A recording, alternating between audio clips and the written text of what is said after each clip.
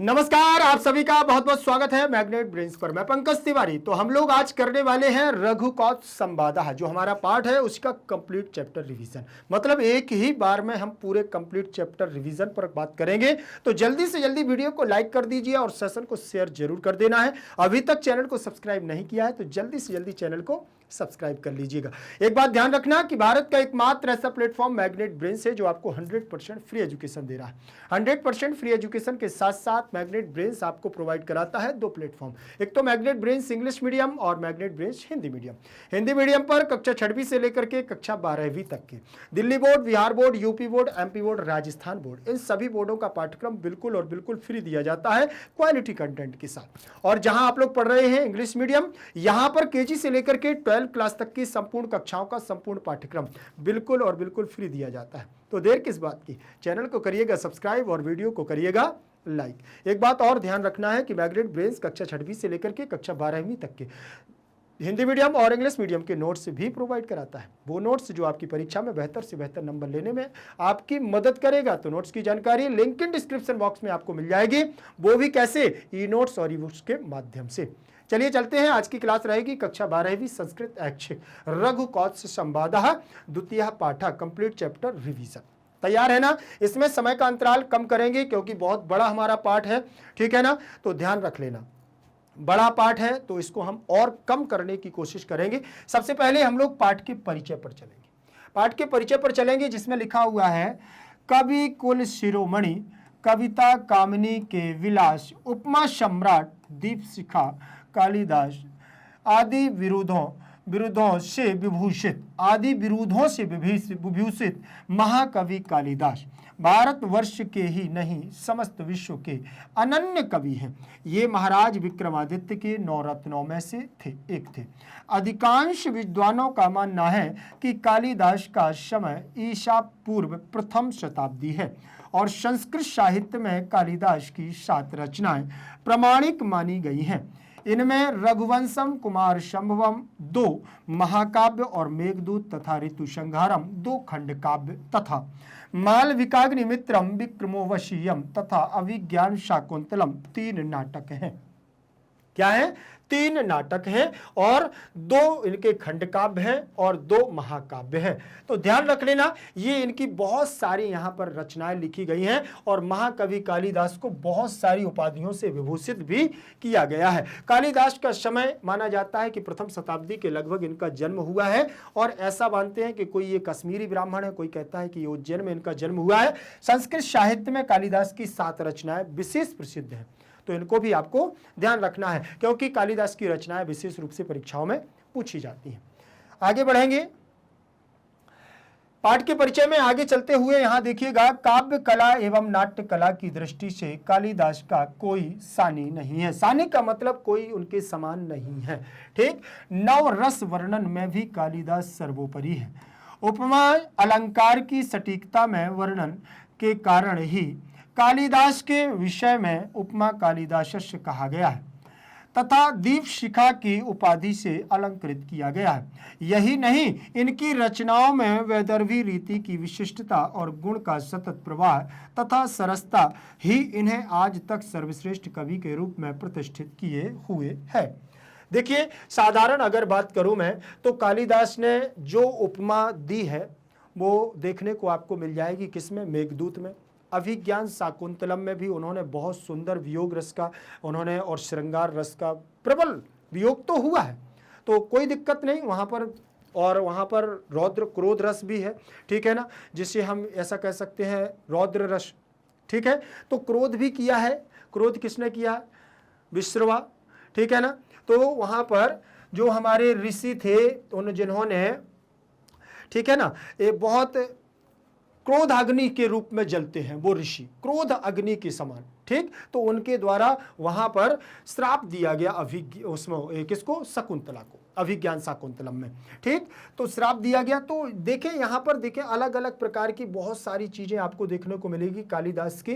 तो मेघदूत में भी उन्होंने ऐसा कह दिया है कि यक्ष और यक्षिणी को श्राप दिलवा दिया था। श्राप ही है, जब कुबेर ने उनको कह दिया कि अब जाओ, जो अपने अधिकार से जो प्रमत्त हो जाए, ऐसे व्यक्ति का कोई काम नहीं है। 1 साल तुम्हें अपनी पत्नी से वियोग होकर के रहना पड़ेगा। मालविका अग्निमित्र, मालविका और अग्निमित्र की कहानी, क्या प्रेम संयोग और उन्होंने वियोग, सारी चीजें दर्शाते हुए, इसीलिए तो कालिदास को क्या कहा जाता है, उपमा सम्राट, ठीक, प्रतिष्ठित हुए। इसके बाद पाठ का सार देखिएगा, यहां पर पाठ के सार में क्या कहा गया। प्रस्तुत पाठ्यांश महाकवि कालिदास द्वारा विरचित रघुवंश महाकाव्य के 5म सर्ग से संकलित है। मतलब ये जो पूरा पाठ लिया गया है, ये रघुवंश महाकाव्य के 5म सर्ग से है, जहां पर राजा रघु और कौत्स के बीच में संवाद चल रहा है। इसमें महाराज रघु एवं वर्तंतु के शिष्य कौत्स नामक ब्रह्मचारी के मध्य साकेत नगरी में हुआ संवाद वर्णित है। कौत्स वेद पुराण वेदांग दर्शन आदि 14 विद्याओं का अध्ययन समाप्त करके गुरु दक्षिणा देने की इच्छा से अपने गुरु वर्तंतु से बार बार गुरु दक्षिणा लेने की प्रार्थना करता है और गुरु द्वारा गुरु भक्ति को ही गुरु दक्षिणा रूप में मानने पर भी कौत्स की निरंतरता प्रार्थना से रुष्ट होकर वर्तंतु उसे गुरु दक्षिणा के रूप में 14 करोड़ स्वर्ण मुद्राएं देने की बात करते हैं या आज्ञा देते हैं। अब ध्यान रखना यहां से, क्योंकि हम लोगों ने पार्ट 1, पार्ट 2 और ऐसे अनुवाद भाग 1, 2, 3, 4, 5 को पढ़ा है, तो आपसे यहां पर सारी चीजें बन जाएंगी। और देखिएगा, कौत्स विश्वजित नामक यज्ञ में सर्वस्व दान कर चुके महाराज रघु के पास गुरु दक्षिणा के लिए धन मांगने आता है। महाराज रघु धनपति कुबेर पर आक्रमण करने की योजना बनाते हैं और भयभीत कुबेर रघु की कोषागार में सुवर्ण वृष्टि कर देते हैं। रघु कौत्स को धन प्रदान कर संतुष्ट होते हैं और कौत्स भी गुरु को देने के लिए गुरु दक्षिणा प्राप्त कर संतुष्ट हो जाते हैं। प्रस्तुत पाठ्यांश से यह संदेश मिलता है कि शासक को सर्वसाधारण जन के प्रति उदार एवं कल्याणकारी होना चाहिए तथा याचक को अपनी आवश्यकता से अधिक प्राप्त करने की इच्छा नहीं रखनी चाहिए। मतलब इससे ये स्पष्ट हो गया है कि जो देने वाला है वो कल्याणकारी होना चाहिए और जो लेने वाला है उसको ज़्यादा अधिक लालच नहीं करना चाहिए। चलिए आगे देखते हैं। और पहले श्लोक से आप लोग भी बहुत अच्छे से उच्चारण और इसको पढ़ते रहिएगा, क्योंकि आपका यहाँ पर क्या है, बहुत ज़रूरी है इसका अध्ययन करना। यहाँ रिवीजन हो रहा है, कम समय में हम लोग ज़्यादा पढ़ने की कोशिश करेंगे, ठीक है। यहाँ पर क्या लिखा हुआ है कि तमध्वरे विश्व जिति छिति सम निःशेष विश्राणित कोश जातम उपात्य विद्यो गुरु दक्षिणार्थी कौत्सा प्रपेदे वर्तन्तु शिष्यः। उच्चारण करिएगा आराम से इसका। तमध्वरे विश्वजिति क्षितिशम निःशेष विश्राणित कोश जातम उपात्य विद्यो गुरु दक्षिणार्थी और कौत्सा प्रपेदे वर्तन्तु शिष्य। ध्यान रखेंगे क्या कहा है यहां पर उन्होंने कि तम अध्वरे विश्वजित क्षितिसम। क्षितिसम मतलब पूरी पृथ्वी का स्वामी, क्षितिसम का मतलब पृथ्वी का मालिक।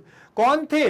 विश्वजित यज्ञ में जिसने पूरी पृथ्वी का स्वामी कौन? तम अध्वरे निःशेष विश्राणित जात कोशम, अर्थात ऐसे हमारे महाराज रघु जिन्होंने पूरे विश्वजित यज्ञ में अपना संपूर्ण धन कोष दान कर दिया। ऐसे उस विश्वजित यज्ञ को करने वाले उस राजा रघु के पास उपात्य विद्यो गुरु दक्षिणार्थी। उपात्य विद्यो कौन है? विश्राणित कोश जातम, उपात्य विद्यो जिसने संपूर्ण विद्याओं को कर लिया हो ग्रहण, ऐसे उस गुरु दक्षिणार्थी, गुरु दक्षिणा के लिए कौत्स प्रपेदे वर्तन्तु शिष्या, और कौत्स वर्तन्तु के शिष्य कौत्स प्रपेदे माने पहुंचते हैं। ठीक है, अब यहां से देखिएगा तमध्वरे सप्तमी विभक्ति का एक वचन है और विश्वजित क्षितिसम। ठीक, विश्वजित एक यज्ञ है, क्षितिसम क्षिति प्लस ईशम। क्षिति माने पृथ्वी। ठीक, क्या है? क्षिति मतलब पृथ्वी और ईशम माने स्वामी। ईश माने स्वामी। तो यहां पर छोटी ई और यहां पर बड़ी ई दोनों मिलेंगे तो क्या हो जाएगा? बड़ी ई हो जाएगी और हमारा पद बन जाएगा क्या? क्षितिसम हो जाएगा ना, क्षितिसम। आगे देखिएगा क्या कह रहे हैं यहां पर, निःशेष विश्राणित कोश जातम, उपात्य विद्यो तो विद्या हो जाएगा यहां पर, और गुरु दक्षिणा प्लस अर्थी तो यहाँ दीर्घ संधि हो जाएगी। कौत्सा में प्रथमा का एक वचन और वर तंतु शिष्या में भी प्रथमा का एक वचन रूप लग जाएगा। अब यहाँ अन्वय देखिएगा, अन्वय में विश्वजिति अध्वरे निःशेष विश्राणित कोश जातम तम क्षितिसम रघुम उपात्य विद्या वर्तंतु शिष्या कौत्सा गुरु दक्षिणार्थी प्रपेदे। ठीक, आगे देखिए शब्दार्थों को ध्यान से देखिएगा। विश्वजित अध्वरे माना विश्वजित नामक यज्ञ में, और कोश जातम धन समूह संपूर्ण धन राशि जिसकी चली गई हो, ऐसे विश्राणित तम प्रदत्तम दान में दिया हुआ, उपात्य विद्या माना विद्या को प्राप्त किया हुआ, विद्या संपन्न, गुरु दक्षिणार्थी गुरु दक्षिणा के लिए इच्छा में प्रार्थना करने वाला, और प्रपेदे माने पहुंचा। कौन? कौत्स। किसके यहाँ? महाराज रघु के यहाँ। अभी देखिए प्रसंग देखिएगा यहाँ क्या कहा गया है। प्रस्तुत पद्य हमारी पाठ्य पुस्तक शाश्वती द्वितीयो भाग के रघु कौत्स संवाद नामक पाठ से लिया गया है। यह पाठ महाकवि कालिदास के द्वारा रचित रघुवंश महाकाव्यम के 5म सर्ग से संपादित किया गया है।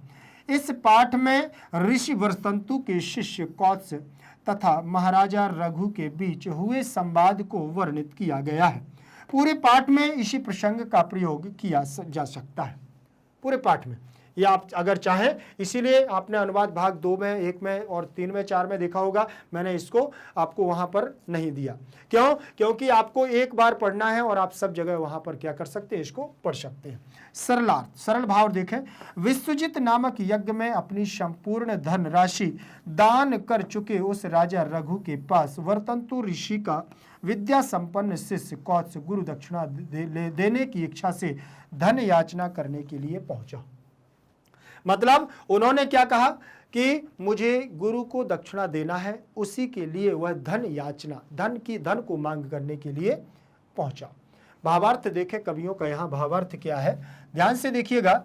प्राचीन काल में राजा लोग विश्वजित यज्ञ करते थे, विश्वजित यज्ञ करते थे। राजा रघु ने भी यह यज्ञ किया और अपना संपूर्ण खजाना राजकोष धन दान कर दिया। तभी वर्तंतु का शिष्य कौत्स भी राजा के पास इस आशा में कि वह अपने गुरु को गुरु दक्षिणा में देने के लिए 14 करोड़ स्वर्ण मुद्राएं राजा रघु से मांग लेगा। इसीलिए तो वो वहां पहुंचा कि महाराज तो दे देंगे ना, महाराज दे देंगे, विश्वास के साथ। दूसरे नंबर का श्लोक देखिएगा। सा मृण्मये वीत हिरण्य यत्वात पात्रे निधाय अर्घमनर्घशीला श्रुत प्रकाशम यशसा प्रकाशा और प्रत्युज्जगाम अतिथेम आतिथेया। ध्यान रखना। अब देखो यहां पर कौत्स जैसे पहुंचे और वहां पर उन्होंने देखा क्या कि सा मृण्मये वीत हिरण्यमया त्वात् पात्रे निधाय अर्घमनर्घशीला श्रुत प्रकाशम यशसा प्रकाशः प्रत्युज्जगाम अतिथिमातिथेया। अब यहां पर भी उन्होंने देखिएगा ध्यान से, सा मृण्मया, जैसे ही कौत्स वहां पहुंचे उन्होंने देखा। क्यों? वो तो क्या है, पूजन अर्चन में लगे हुए थे, अपने कार्य में यज्ञ में बैठे हुए थे, वो अपना काम कर रहे हैं, अर्घ देने के लिए जल लिए हुए हैं मृण्मये मिट्टी के बर्तन में। लेकिन जैसे ही उन्होंने देखा कि कोई ऋषि कौत्स ब्राह्मण आया है तो ब्रह्मचारी के स्वागत के लिए तत्पर उसी मिट्टी के बर्तन में ही जल लेकर के अतिथि स्वागत के लिए पहुंच जाते। ध्यान रखना। तो यहां पर देखें मृण्मये, मृण्मये मयम, मयट प्रत्यय लगा हुआ है मृड में, ठीक। मृत्य, मृतिका में यहाँ मृत धातु से मयट प्रत्यय से मृण्मये बन जाएगा। वीत हिरण्यत्वात् पंचमी का एक वचन, पात्रे में सप्तमी विभक्ति का एक वचन रूप लगा हुआ है। निधाय चतुर्थी, अर्घ अलग हो जाएगा, निधाय प्लस अर्घ तो निधायार्घ, तो यहाँ दीर्घ संधि हो जाएगी। अनर्घशीला प्रथमा का एक वचन, श्रुत प्रकाशम यशसा तृतीया, प्रकाशा में प्रथमा का एक वचन, प्रयुज्जगाम आतिथेयम आतिथेया, दीर्घ यहाँ है, दीर्घ यहाँ, दीर्घ संधि यहाँ पर हो जाएगी। ठीक। फिर यहाँ पर देखें अन्वय में क्या कहा, सह अनर्गशीला यस सह प्रकाश आतिथेय वीत हिरण्यत्वात् मृण्मयी पात्रे अर्घम निधाय, लेकर के जल को लेकर के श्रुत प्रकाशम अतिथिम कौत्सम प्रत्युत जगाम, पहुंचे और वहां पर बोले, और वहां से क्या है, अर्घ्य करने के लिए, पूजन अर्चन करने के लिए पहुंचे। देखिए मृण्मय माने मिट्टी के बने हुए, और वीत हिरण्यत्वा सोने के बने हुए पात्रों के न रहने से। अब सारा कुछ तो दान में दे दिया तो क्या बचेगा। हिरण्यस्य विकारा माने हिरण्यमयम, और निधाय का मतलब कि रख करके, अयम का मतलब अर्घ्य निमित्तक द्रव्य, और अनर्घशीला का मतलब असाधारण आचरणवान प्रशंसनीय स्वभाव वाला। ऐसा लग रहा था कि बहुत ही साधारण है ये महाराज, ऐसा उन्होंने देखा। अनर्घा माने अमूल्य, और श्रुत प्रकाशम वेद आदि शास्त्रों के अध्ययन से प्रसिद्ध होकर के, श्रुतम माने शास्त्रों को, श्रुता और श्रुतम का मतलब वेद आदि शास्त्र, प्रयुत जगामा पास उठ करके गया, और आतिथे अतिथि सत्कार करने वाला मेजबान, ठीक, अतिथि सत्कार करने के लिए वहां पर उन्होंने देखा वेद शास्त्रों के ज्ञाता कौन, कौत्स को उनके पास उठ करके पहुंचे। कौन कौन पहुंचे, महाराज रघु। सरल भावार्थ देखिएगा, वह प्रशंसनीय स्वभाव वाला, यश से प्रकाशमान और ऐसे अतिथि सत्कार करने वाला राजा रघु, सुवर्ण निमित्त पात्र न रखने से मिट्टी के बने हुए पात्र में अर्घ्य अर्थात सत्कार के लिए जल आदि लेकर के वेद ज्ञान के प्रकाशमान अतिथि कौत्स के पास उठ करके गया। मतलब उन्होंने ये सोच लिया है कि वेद आदि शास्त्रों से जो ज्ञान है, इसीलिए तो विद्वान सर्वत्र पूज्यते, विद्वान क्या होता है, सर्वत्र पूजनीय होता है। और वेद और शास्त्रों का ज्ञाता ऐसे कौत्स को देख करके महाराज स्वयं उठ करके उनके स्वागत के लिए पहुंच जाते हैं। देखिएगा यहां पर भावार्थ देखे, भावार्थ में क्या दिया हुआ है, विश्वजित यज्ञ में संपूर्ण धन कोष दान कर देने के कारण राजा रघु निर्धन हो चुका था। अब उसके पास सोने के बर्तन नहीं थे, परंतु अतिथि का सत्कार तो प्रत्येक दशा में करना ही चाहिए। इसी से रघु मिट्टी के पात्र में सत्कार सामग्री रख करके अपने आसन से उठ करके याचक ब्रह्मचारी कौत्स के पास पहुंचे। किसके पास, कौत्स के पास पहुंचे। आगे देखिएगा क्या कह रहे हैं यहां पर, तीसरे नंबर का श्लोक क्या कहता है, ध्यान से देखना, ध्यान से देखिएगा कि तम अर्चित्वा विधिवद विधिज्ञा और तपो धनम मान धनाग्रज्ञायी और विषाम पति विष्टर भाजमारात कृतांजलि कृत्य विदित वाच। देखिए अब यहां से क्या है, ध्यान रखना, क्या कह रहे हैं कि तम अर्चित्वा विधिवद विधिज्ञा तपो धनम मान धनाग्रज्ञायी विषामपत्ति विष्टरवाज महाराज कृतांजलि कृत्य विदित्युवाच। हाँ बिल्कुल, उन्होंने देखा तम अर्चित्वा, उनकी पूजन करने के लिए, पूजन करके, उनका अर्चन करके, पूजन करके उनका विधि विधान से उन्होंने स्वागत किया। और स्वागत करने के बाद तपो धनम मान धनाग्रहाई, मान सम्मान जिसका सबसे अग्रणी हो, ऐसे उस विषामपति विष्टर वाजनार कृतांजलि कृत्य विदित्तो वाच, हाथ जोड़ करके अंजलि सिरा संयोग आदि तो सही इत्यर्थ, हाथ जोड़ करके, और वह महाराज किससे, कौत्स से बोले, महाराज रघु कौत्स से बोले। क्या बोले वो आगे का श्लोक बतलाएगा, ध्यान से देखें। तम अर्चित्वा, तम अलग हो जाएगा, ठीक, और अर्च धातु से अर्चित्वा यहां कित्वा प्रत्यय लग करके बन जाएगा। विधिवत और विधिज्ञा, विधिवत रूप से पूरी पूजन अर्चना किया, स्वागत किया। तपो धनम मान धन अग्रयायी, धन प्लस अग्रयायी बराबर धनाग्रयायी। विषाम पति अलग हो जाएगा, विष्टर अभाजमारात, पंचमी का एक वचन रूप लगा है। कृतांजलि में प्रथमा का एक वचन, कृत्य विदित्य उवाच अलग हो जाएगा, ठीक, कृत्य विदित्य, विदित्य अलग हो जाएगा, उवाच अलग हो जाएगा। अन्य वय विधिज्ञा मान धनाग्रयायी कृत्यवित विषाम पति विष्टर भाजम तम तपोधनम विधिवत अर्चित्वा आरात कृतांजलि सन इति उवाच। आगे देखिएगा क्या कह रहे हैं, अर्चित्वा माने पूजन करके, सत्कार करके, विधिवत, विधिवत शास्त्रोक्त नियमों के अनुसार, विधिज्ञा माने शास्त्र नियमों के वेत्ता, तपोधनम ऋषि को जिसका तप ही धन है, ऐसे मान धनाग्रही आत्मगौरव को ही धन मानने वाले अग्रगण अग्रेसर कौन, विषामपति मतलब राजा, कौन, रघु, जो सबसे पहले मान सम्मान को ही अपना सब कुछ मानने वाले हैं। विष का मतलब होता है प्रजा और पति का मतलब होता है स्वामी, विष्टर भाजाम का मतलब आसन पर पीठ पर बैठे हुए, आराध का मतलब समीप में दूर और समीप, कृत्यविद का मतलब अपने कर्तव्य एवं उत्तरदायित्व को समझने वाला। सरलार्थ, सरलार्थ का मतलब शास्त्र विधि को जानने वाले, स्वाभिमान को ही धन मानने वालों में अग्रगण्य, अपने कर्तव्य एवं उत्तरदायित्व को समझने वाले, प्रजा के स्वामी राजा रघु ने आसन पर विराजमान उस तपस्वी कौत्स का विधि पूर्वक सत्कार करके निकट ही हाथ जोड़े हुए रघु ने इस प्रकार कहा। क्या कहा, आगे का श्लोक आपको बताएगा कि क्या कह रहे हैं राजा रघु। ध्यान से देखिएगा भावार्थ। स्वाभिमानी, स्वाभिमानी राजा रघु ने तपस्वी कौत्स का पूजन करके आदर पूर्वक हाथ जोड़ करके अगले पद्यों में कहे जाने वाले वचनों को कहा। क्या कहते हैं, ध्यान से देखिएगा।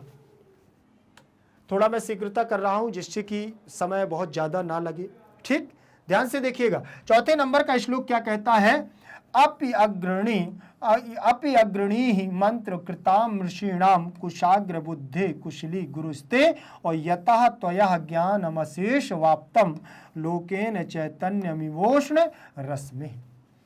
ठीक, अब यहां पर देखिएगा क्या कह रहे हैं कि अपि अग्रणी मंत्र कृताम ऋषीणाम कुशाग्र बुद्धे कुशली गुरुस्ते यतः त्वया ज्ञानमशेषमाप्तं लोकेन चैतन्यमिवोष्ण रश्मि।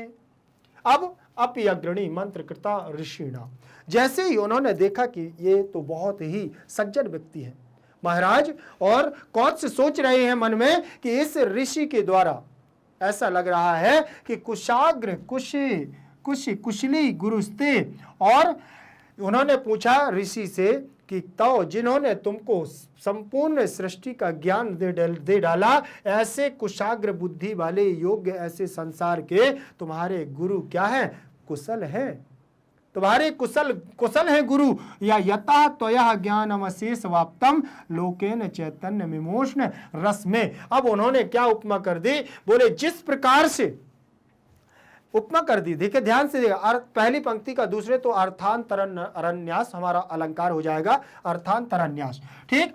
तो यहां पर इस पंक्ति को उन्होंने इससे जोड़ दिया है। कैसे, बोले ये बताइए, ये बताओ कि तुम्हें जिन्होंने मंत्र और चतुर्दश विद्याओं को जिसने तुम्हें ज्ञान कराया, ऐसे गुरु तुम्हारे कुशाग्र बुद्धि वाले गुरु कुशल हैं।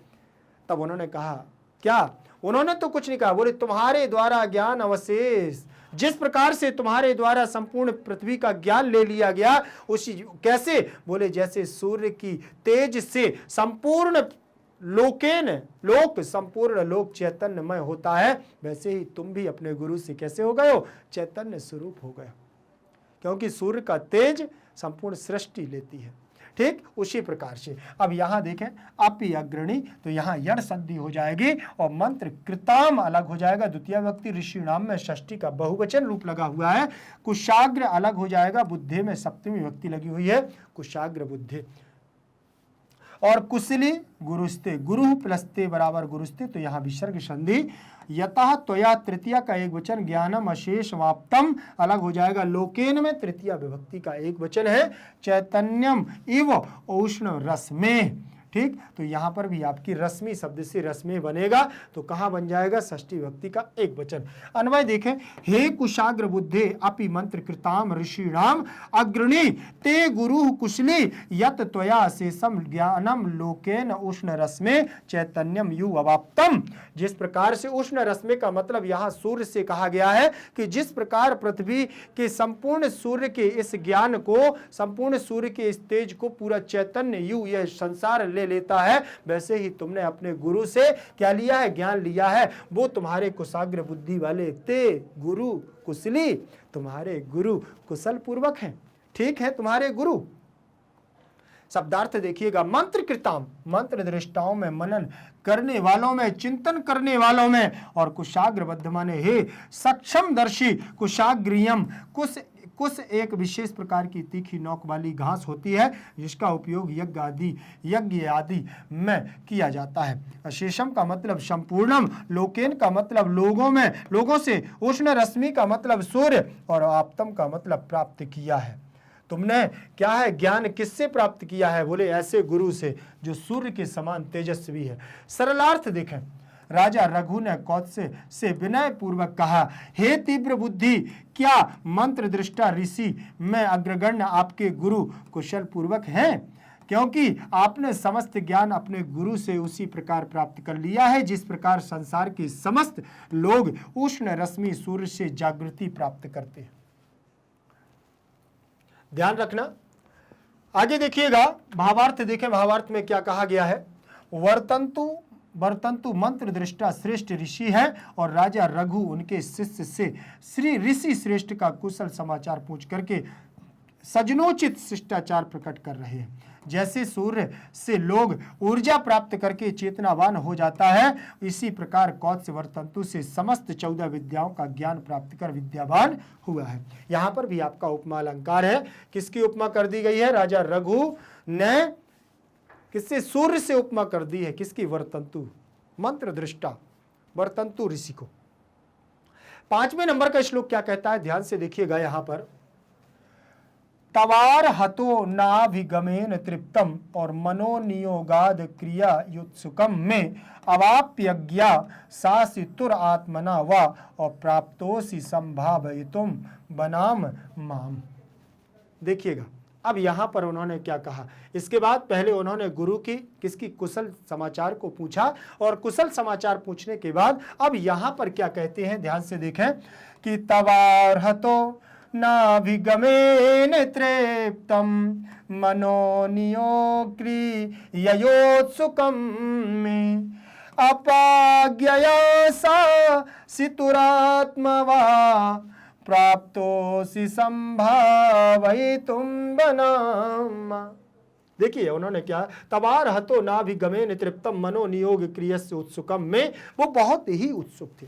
क्यों? क्योंकि महाराज रघु एक बात तो जानते थे और एक बात मानते भी थे कि यदि मैं बैठा हूं और कभी मेरे आश्रम में या मेरे राज्य में कोई भी ऋषि मुनि तपस्वी अगर ब्रह्मचारी आता है तो वो यह मानते थे कि वास्तविकता में यही गुरु कृपा है, यही आशीर्वाद है। भगवान मुझसे, ईश्वर क्या है? बोले मुझसे प्रसन्न है। यदि घर में ऋषि मुनि तपस्वियों का आना होता है और ब्रह्मचारी योग्य विद्वान का आना होता है तो ये मान के चलिए कि ईश्वर आप पर प्रसन्न है। ऐसा महाराज रघु का मानना था। उसी प्रकार से वह भी उत्सुक भाव में, प्रसन्न मन से, उत्सुकम में, बोले मैं बहुत प्रसन्न हूं कि आप मेरे यहां पर आए हैं। अप्याज्ञया सासितुरात्मना वा, बोले बस इतना जानना चाहता हूं कि गुरु की आज्ञा से आपका आना हुआ है या स्वयं आपकी यहां मन आने की इच्छा थी। तो उन्होंने क्या कहा? प्राप्तोसि संभावितुम बनाम माम, बोले मुझको इस वन में आने का कारण क्या है?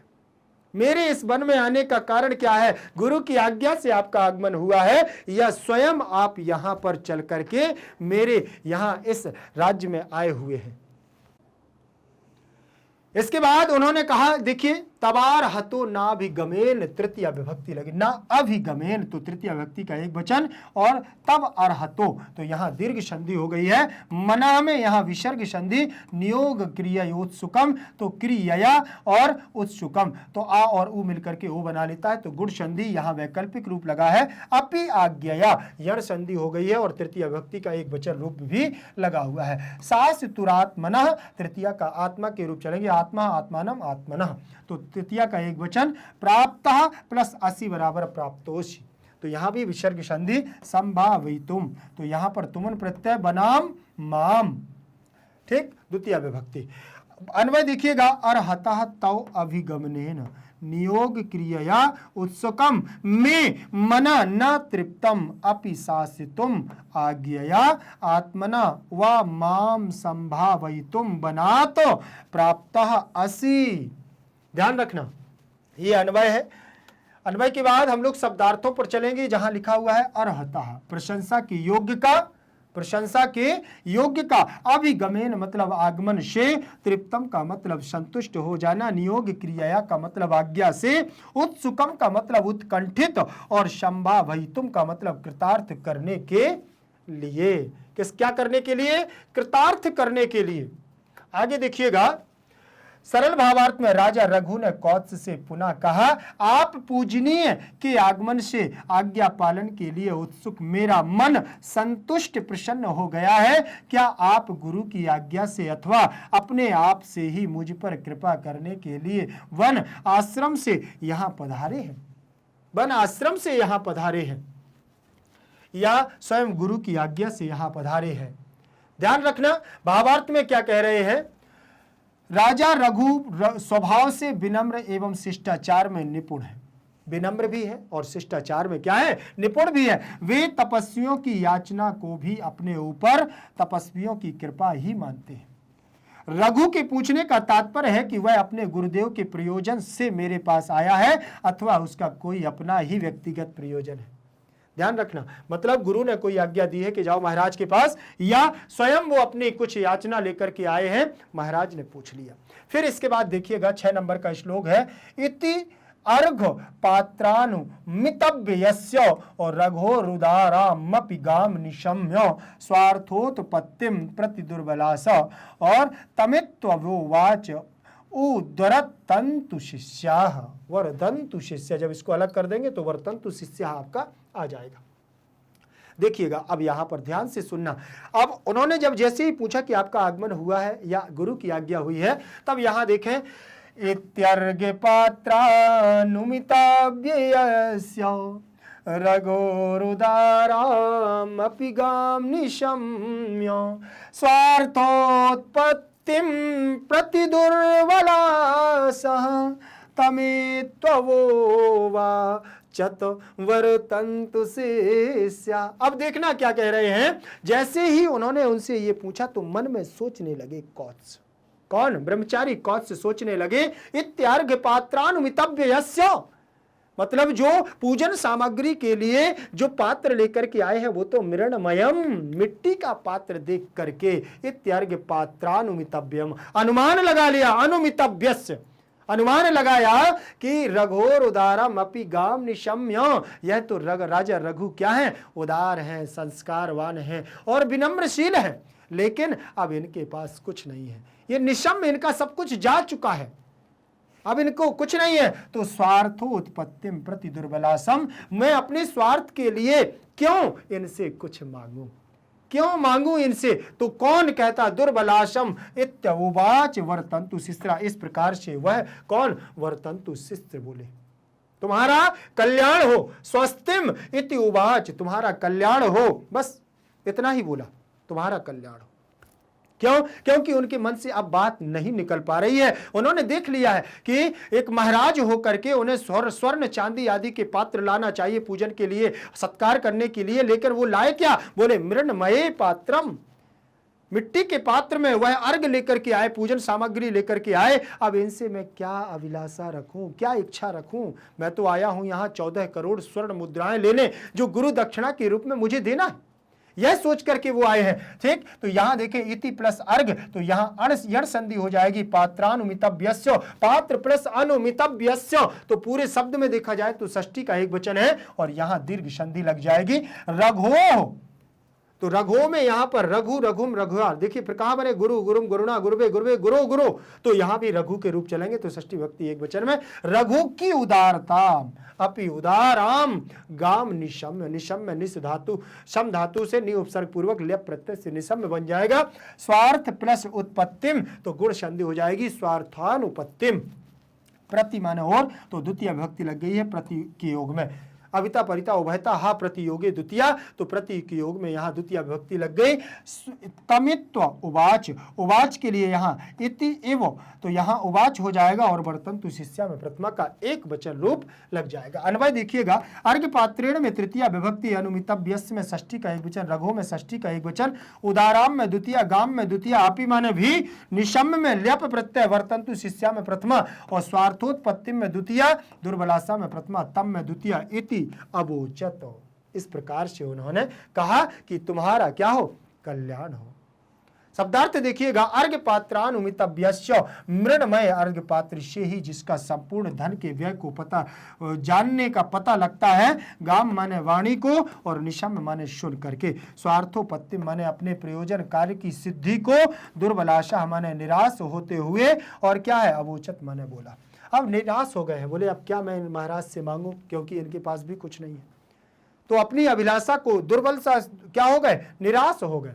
और सरल भावार्थ में देखिएगा क्या कहने लगे, अर्घ पात्र मिट्टी का बना हुआ होने से जिसके खर्च करने की सामर्थ्य का अनुमान किया जा सकता है, ऐसे उस महाराज राजा रघु की इस उदारता पूर्वक वाणी को सुनकर भी वर्तंतु के शिष्य कौत्स्य ने अपने कार्य की सिद्धि के प्रति हताश होते हुए राजा रघु से ये वचन कहे, ये वचन कह डाले। क्या वचन कह डाले, देखिएगा यहां देखें भावार्थ, राजा रघु विश्वजित यज्ञ में अपना संपूर्ण धन दान कर चुके थे, अतः कौत्स का सत्कार करने के लिए आज उनके पास सोने का पात्र नहीं है, अपितु मिट्टी का पात्र है। इस मिट्टी के बर्तन से ही अब रघु ने दान शक्ति का परिचय मिल जाता है। कौत्स को अपने उद्देश्य की सिद्धि पूर्ण होती हुई प्रतीत नहीं होती है, इसलिए वह हताश होकर के अगले पद्यों में कहे गए वचन राजा रघु के सामने निवेदन करते हैं। अब आगे देखिए क्या कहते हैं, ध्यान से सुनना, ध्यान से सुनना, आगे का पद क्या कहता है। देखिए यहां पर,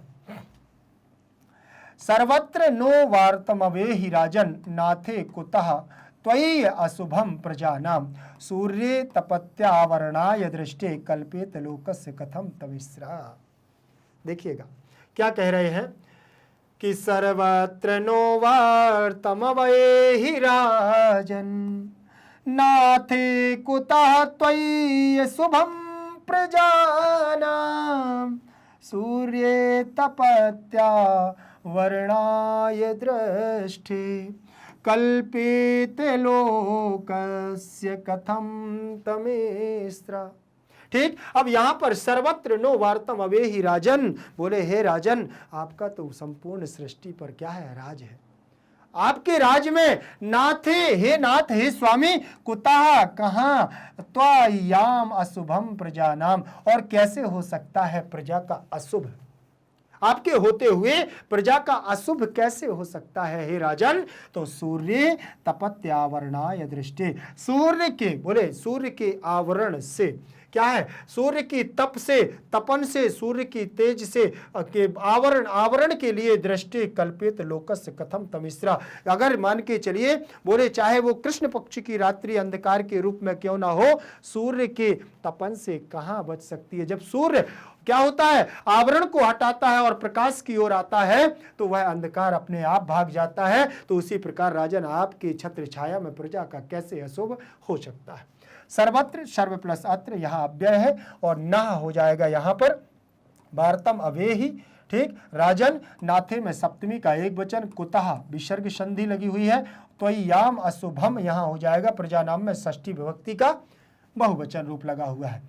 सूर्य में सप्तमी का एक वचन, तपति आवरणाय, तो यहाँ यण संधि भी है और चतुर्थी का एक वचन रूप भी है। दृष्टि है, यहाँ षष्ठी का एक वचन है। कल्पेत कल्पेताम कल्पेयु, तो ये आपकी क्या लग गई है, यहाँ पर विधिलिंग लकार। लोकस में षष्ठी का एक वचन, कथम माने कैसे, तमिस्रा माने अंधकार। ठीक है, देखिएगा अन्वय में देखें, हे राजन सर्वत्र न वार्ताम अवेहि त्वयि नाथे प्रजानाम अशुभम कुतः सूर्य तपति तमिस्रा लोकस्य दृष्टि आवरणाय कथम कल्पेत। कैसे होना चाहिए, तो वार्ताम देखिएगा कुशलता निरोगता।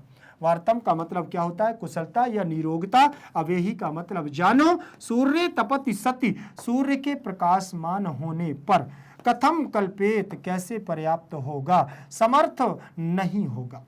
तमिस्रा माने अंधकार समूह या कृष्ण पक्ष की रात्रि। देखिएगा कृष्ण पक्ष की रात्रि, सरल भावार्थ में देखने की, समझने की कोशिश करना। वर्तंतु के शिष्य कौत्स ने राजा रघ को संबोधन करते हुए कहा कि हे राजन, आप तो सभी जगह हमारी कुशलता को जानते ही हैं, आपके राजा होते हुए प्रजा का अशुभ कैसे हो सकता है। अर्थात नहीं, सूर्य के प्रकाशमान होने पर अंधकार समूह कृष्ण पक्ष की रात्रि संसार के लोगों की दृष्टि को ढकने में कैसे समर्थ हो सकता है। ठीक, संसार की दृष्टि को ढकने में कैसे समर्थ हो सकता है। भावार्थ देखें, भावार्थ में क्या कहा गया है। कौत्स राजा रघु के राजा होने पर संतुष्ट हैं और राजा के समक्ष वह स्पष्ट कर रहा है कि उनके राजा रहते हुए उनके शासन में किसी भी प्रकार की अनिष्ट की कल्पना नहीं की जा सकती। समस्त प्रजा का केवल कल्याण ही होता है। सूर्य के रहते हुए अंधकार कैसे ठहर सकता है। विशेष प्रकार से प्रस्तुत पद्य में पहले वाक्य की कही गई बात को दूसरे वाक्य की पुष्ट किया गया है, अतः यहाँ पर भी अर्थांतरन्यास अलंकार है। ठीक है, आगे बढ़ो। चलिए ध्यान से देखिएगा, 8वें नंबर का श्लोक हमारा क्या कहता है। 8वें नंबर के श्लोक में उन्होंने क्या कहा, ध्यान से देखें। शरीर मात्रेण नरेंद्र तिष्ठन आभासी तीर्थ प्रतिपादितर्धि और आरण्य को पात्य फल प्रसूति स्तंभेन निवार इवावशिष्ट।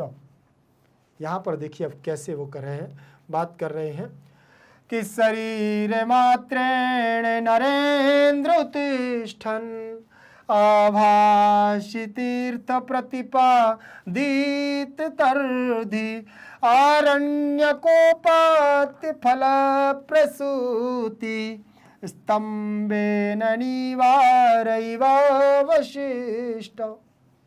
ध्यान रखना, बोले शरीर मात्रेण, केवल शरीर मात्र से नरेंद्र नरो स्वामी तिष्ठन, बोले रह गए हैं। जिस प्रकार से आप वैसे ही शोभायमान हो रहे हैं जैसे केवल शरीर मात्र से आप राजन हैं। आभासी माने शोभायमान तीर्थ प्रतिपादित अर्धि आरण्य को, बोले जिस प्रकार से जंगल में जब ऋषि मुनि तपस्वियों के लिए आकस्मिक उग जाते हैं नीवार, मतलब धान के कौन पौधे, और फिर उसके फल को निकाल लिया जाता है, तो आश्रम के सामने उनके डंठल ही हमारे सामने रह जाते हैं और जो शोभायमान होते हैं। हे राजन, वैसे ही यहाँ आप शोभायमान हो रहे हैं। ठीक, यहाँ देखिएगा शरीर मात्रेण में तृतीय विभक्ति का एक वचन नर प्लस इंद्र नरेंद्र, यहाँ आपकी गुण संधि लगी हुई है। तिष्ठन, तिष्ठ धातु से तिष्ठन बना हुआ है, बहुवचन का रूप है, ध्यान रखिएगा। तिष्ठन और यहां बनेगा तिष्ठत तिष्ठताम तिष्ठन। आभासी मध्यम पुरुष का रूप है, तीर्थ प्रतिपादित अर्धि प्रथमा का होगा। आरण्यक, आरण्यक उपात्य अलग हो जाएगा तो गुण संधि यहां बन जाएगी। फल प्रसूति में प्रथमा का एक वचन रूप है, स्तंभेन में तृतीया का एक वचन। निवार एव अवशिष्ट, निवार इव अवशिष्ट, अवशिष्ट माने बचा हुआ, इव माने समान, निवार माने धान के। ठीक, तो अन्वय देखिएगा, हे नरेंद्र संबोधन किया गया है, हे नरेंद्र तीर्थे प्रतिपादितर्धि अपि शरीर मात्रेण तिष्ठन आरण्य को पात्य फल प्रसूति स्तंभेन अवशिष्टा निवार युव आभासी, निवार युव आभासी। देखिएगा यहां पर क्या कहा गया है, शरीर मात्रेण माने केवल शरीर से, आभासी माने सुशोभित हो रहे हो, तीर्थ प्रतिपादितर्धि सतपात्रों को सारी संपत्ति दान करने वाले, आरण्यकाः माने अरण्यक में निवास करने वाले मुनिजन आदि, स्तंभेन का मतलब ढांठ या डंठल मात्र से। ठीक, और निवार का मतलब धान्य विशेष, जंगल में स्वतः उत्पन्न हुआ धान्य विशेष। आगे देखिएगा क्या कह रहे हैं, सरल भावार्थ में समझना इसको। वरतंतु के शिष्य कौत्स ने राजा रघु से कहा कि हे राजन, सतपात्रों को अपनी संपूर्ण संपत्ति दान में देने वाले आप केवल शरीर से उसी प्रकार सुशोभित हो रहे हैं जैसे वनों में रहने वाले मुनि लोगों को अपने फल प्रदान कर देने वाले नीवार के पौधे डंठल मात्र से शेष रहकर सुशोभित होते हैं। हे राजन, आप वैसे ही सुशोभित हो रहे हो। आगे बढ़ेंगे और भावार्थ को देखेंगे। भावार्थ समझना, यहां पर क्या कह रहे हैं, रघु सर्वत्र सर्वस्व दान देने के पश्चात भी सुशोभित हो रहे हैं क्योंकि उन्होंने यह दान सदाचारी याचकों को दिया है। कवि कालिदास ने धन संपत्ति से रहित होने के कारण शरीर मात्र से विद्यमान रघु को उसी प्रकार सुशोभित बताया है जिस प्रकार मुनियों द्वारा निवार अन्न शावकी ग्रहण कर लेने पर निवार का पौधा डंठल मात्र रहकर सुशोभित होता है। विशेष देखें यहाँ उपमा अलंकार हो जाएगा। क्या है यहाँ पर? उपमा अलंकार। अब देखिएगा, इसके बाद मैं आपको बता दूं, जैसे ही उन्होंने कहा कि मात्र राजा, अब आप केवल शरीर मात्र से क्या हो रहे हैं? स्पष्ट दिखाई दे रहे हैं, अब सुशोभित हो रहे हैं, जैसे डंठल, धान के डंठल सुशोभित होते। अगले श्लोक में आप क्या कहते हैं हमारे, देखिए कौत्स, ब्रह्मचारी कौत्स क्या कहते हैं, ध्यान से देखिएगा। 9वें नंबर का श्लोक कि तदन्यतस्तावद अन्य कार्यो गुरुवर्थमाहर्तो अहम यतिष्ये देखिए स्वत्यस्तुते निर्गल गलितांबु गर्भम और शरद धनम न दर्ति चातकोपि। अब यहां पर उन्होंने विचार किया और सोचने लगे, क्या कहते हैं कि तदन्यतास्तावद अन्य कार्यो गुरुवरर्थमा हुतरमहं यतिष्ये स्वात्यस्तुते निर्गलितांबुगर्भं शरधनम नारदति चातकोपि। मतलब उन्होंने पहले तो ये कह दिया है कि जिस प्रकार से केवल आपका राजा और महाराजा होने से अब केवल शरीर मात्र से आप सुशोभित हो रहे हैं, केवल शरीर मात्र से सुशोभित हो रहे हैं। वैसे तो आपने सदाचार के लिए, सत आचरण के लिए संपूर्ण सब कुछ दान कर दिया है। अब मैं आपसे क्या मांगू? अब मैं आपसे क्या मांगू? क्योंकि आप भी ऋषि मुनियों की तरह निवार जब कट जाने से, धान के कट जाने से उसके डंठल सुशोभित होते हैं, वैसे आप भी सुशोभित हो रहे हैं। फिर क्या कहते हैं कि स्वस्त्यस्तुते निर्गलित आंबु। देखिए अब यहां पर भी उन्होंने कहा, ये लास्ट का जो अर्थ है पूरा आपको यहां स्पष्ट कर देगा।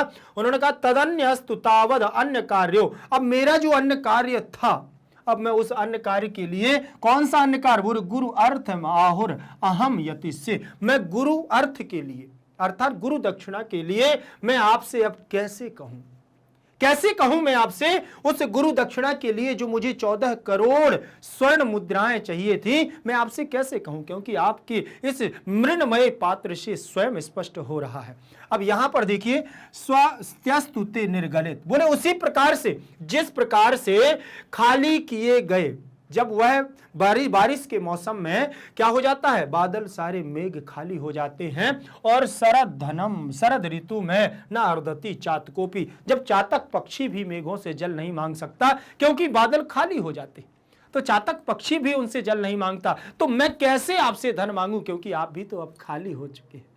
ऐसा कौत्स ने कहा। यहां पर देखिएगा अन्वय देखें तत्तावत अनन्य कार्य अहम अन्यतः गुरुवर्थम हर्तुम यतिष्यते स्वस्ति चातकः अपि निर्गलित तांबुगर्भ शरद घनम न अर्दति।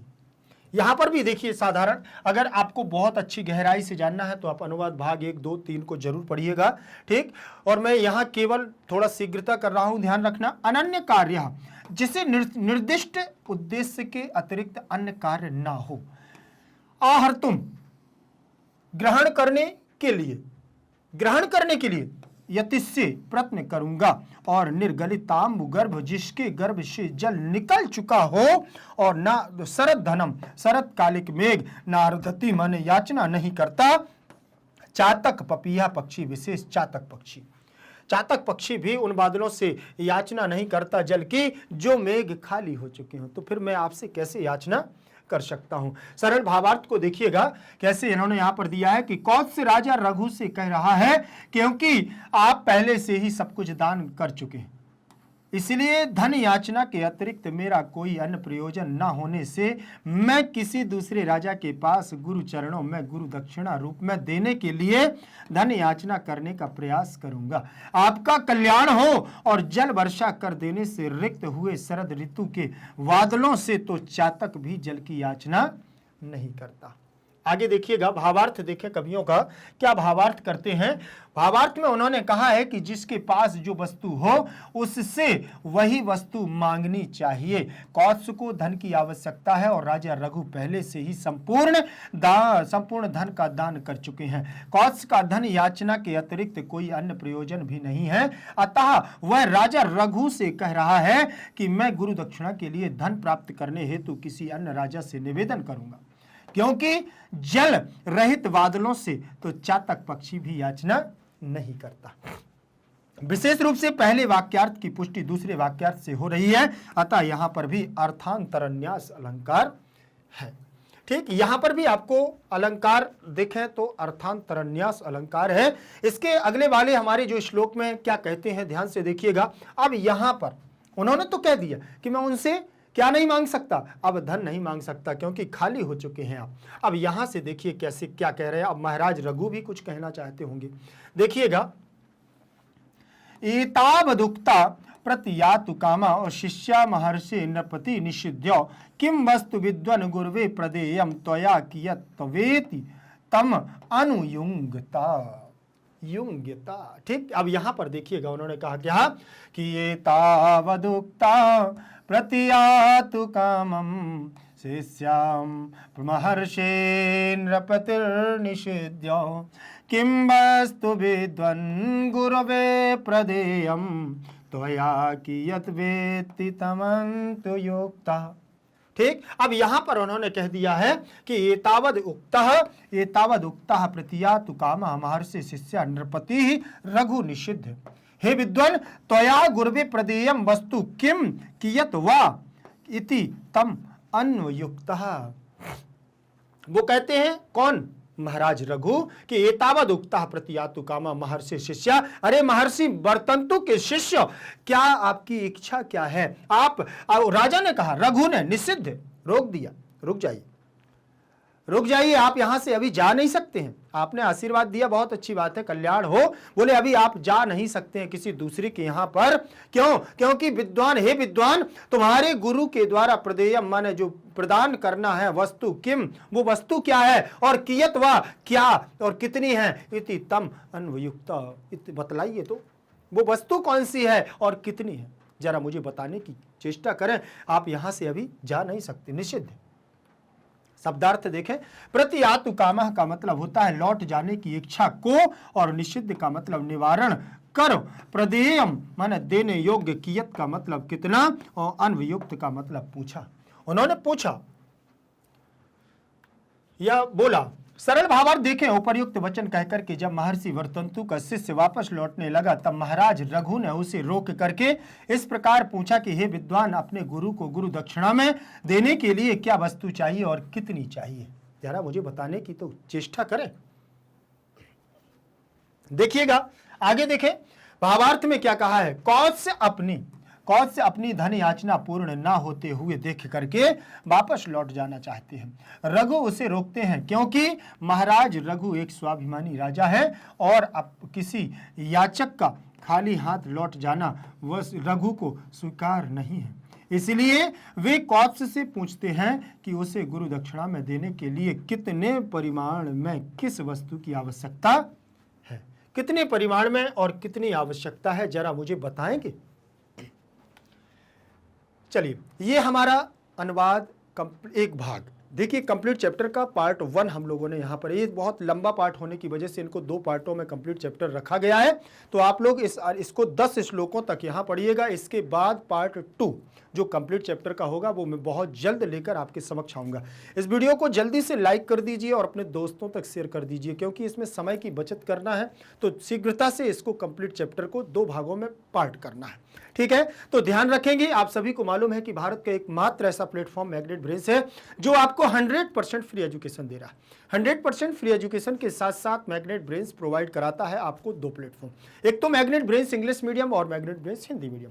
हिंदी मीडियम पर 6वीं से लेकर के और 12वीं तक के Delhi board, Bihar board, UP board, MP board, Rajasthan board, इन सभी बोर्डों का पाठ्यक्रम बिल्कुल और बिल्कुल फ्री दिया जाता है क्वालिटी कंटेंट के साथ। और इंग्लिश मीडियम जहां आप लोग अभी अध्ययन कर रहे हैं, यहां पर केजी से लेकर के 12th क्लास तक की संपूर्ण कक्षाओं का संपूर्ण पाठ्यक्रम बिल्कुल और बिल्कुल फ्री दिया जाता है। तो देर किस बात की, चैनल को करिएगा सब्सक्राइब और वीडियो को करिएगा लाइक। एक बात ध्यान और रखना है कि मैग्नेट ब्रेन्स कक्षा 6वीं से लेकर के कक्षा 12वीं तक के हिंदी मीडियम और इंग्लिश मीडियम के नोट्स भी आपको प्रोवाइड कराता है। वो नोट्स जो आपकी परीक्षा में बेहतर से बेहतर नंबर लाने में आपकी मदद करेगा। तो नोट्स की जानकारी जरूर लीजिएगा। लिंक इन डिस्क्रिप्शन बॉक्स में आप जाएंगे तो ई नोट्स और ई बुक्स दो आपको ऐसे आइकन मिलेंगे, इनकी संपूर्ण जानकारी वहां से प्राप्त हो जाएगी। यदि आप सोशल मीडिया पर अन्यत्र जगह भी एक्टिव रहते हैं तो फेसबुक, इंस्टा, टेलीग्राम, यूट्यूब और व्हाट्सएप ग्रुप आदि पर, तो आप सर्च कर सकते हैं मैग्नेट ब्रेन्स को और बेहतर से बेहतर वीडियोस प्राप्त कर सकते हैं। ठीक, फिर मिलेंगे अगली क्लास के साथ। तब तक के लिए जयतु संस्कृतम, जयतु भारतम।